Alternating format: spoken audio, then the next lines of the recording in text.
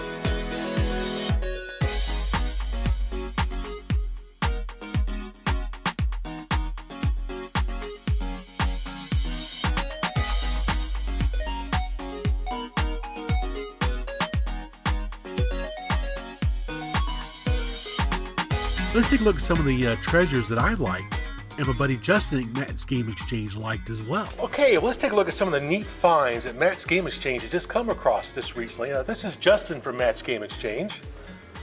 Say hi. Hi. There we go.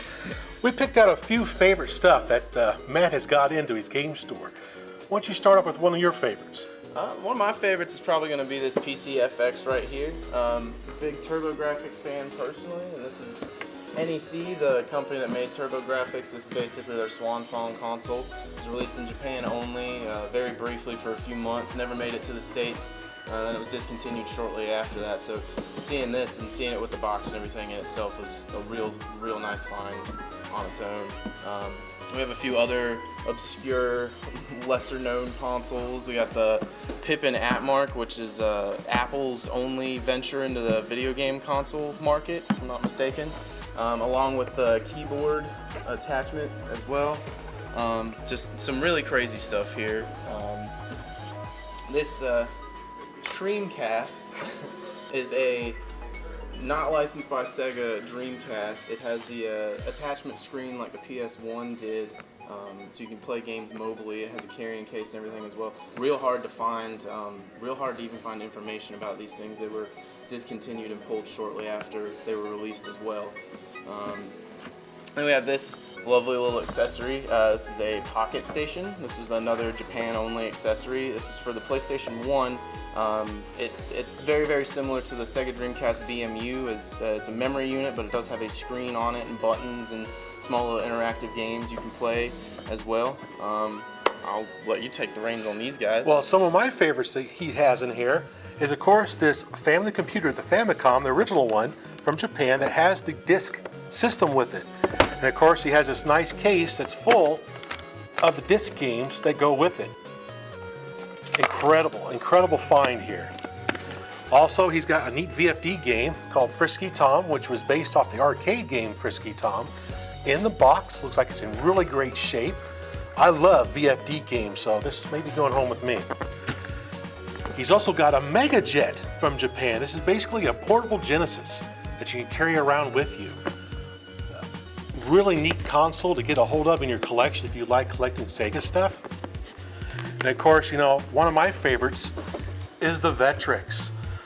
He's got a Vectrex system here. Comes with the game Mindstorm. It's built in. He has one cartridge for it here, Armor Attack. Neat little system, vector graphics. Very unique system from the early 80s. And of course, he has a Sega SG-1000 in the box. This was the first console by Sega, and it predates the Master System. Very collectible. It looks like it's in really great shape. I was very excited to see this when I walked in the door today. I don't think it's going to last long when other Sega aficionados and collectors like myself see this. And of course, he's got a hold of the first Magnavox Odyssey console, the Magnavox 100. In the box, also looks like it's in really great shape. Everything that we're showing here has been tested and it does work.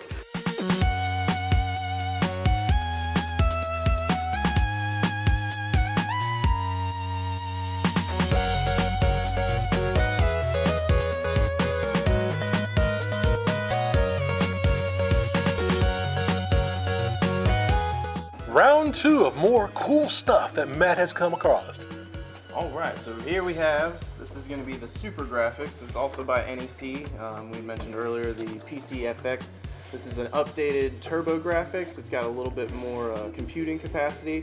If I'm not mistaken, there's only 7 or 8 games that were released exclusively for the Super Graphics, but it still has backwards compatibility and can play all the regular Turbo Graphics games.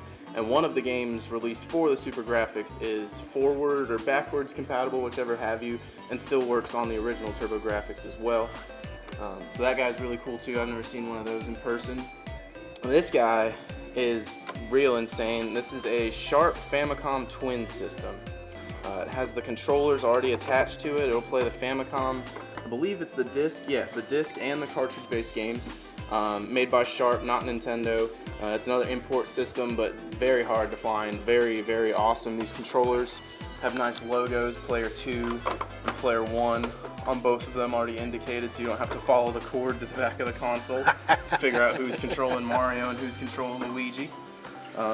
You said you knew a little bit more about this. This is the Samsung Nuon. This is the model N501. Now what's neat about these players here is for a short period of time, Nuon made some games for these, like Tempest 3000 and Space Invaders and a bunch of other ones, Ballistic and some other games. But what's nice about the Samsung Nuon player is you have the ability to burn your own CDRs of these games to play on here. So you don't have to worry about tracking down the original game like you do for the Toshiba Nuon player. So this is a great, great find right here. Then underneath that we have what is known as a Philips CDI. It was a console released a little bit later on. Had interesting controllers. It's known most for a bunch of the Mario games and Zelda games that came on it that Nintendo doesn't claim to have anything to do with and say they don't exist, basically. Some really obscure, like Mario Hotel, just some real interesting games. You don't see these every day. It has a nice, interesting controller as well. It looks like a fusion between the Super Nintendo and the Sega Genesis almost. So real nice seeing one of these guys. And underneath it, we have a tank of a machine. It's known as the Laser Active. Now the Laser Active is by Pioneer. It's going to play laser discs. It's going to play DVDs and CDs. I'm not sure about DVDs, but definitely CDs.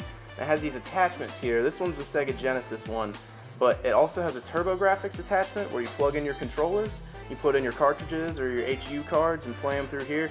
It was aimed at being an all-in-one entertainment system, and to this day it's still really, really nice and really fun to mess around with. These are very hard to come by as well, especially with these attachments in there to let you play the games. Most of the time it's just the Laserdisc player. And then of course we have the Atari Jaguar in the box. Atari's 64-bit system, their last console. This is really neat to get a hold of in the box. You don't find the box in this good a shape very often. And the packaging on that's really interesting too. I like blacked out with just the eyes. Yep. Give you nightmares, I think, staring at night. Yeah, absolutely. And of course, they also found one of these Dina 2-in-1s by Telegames that plays both the SG-1000 cartridges and the ColecoVision cartridges.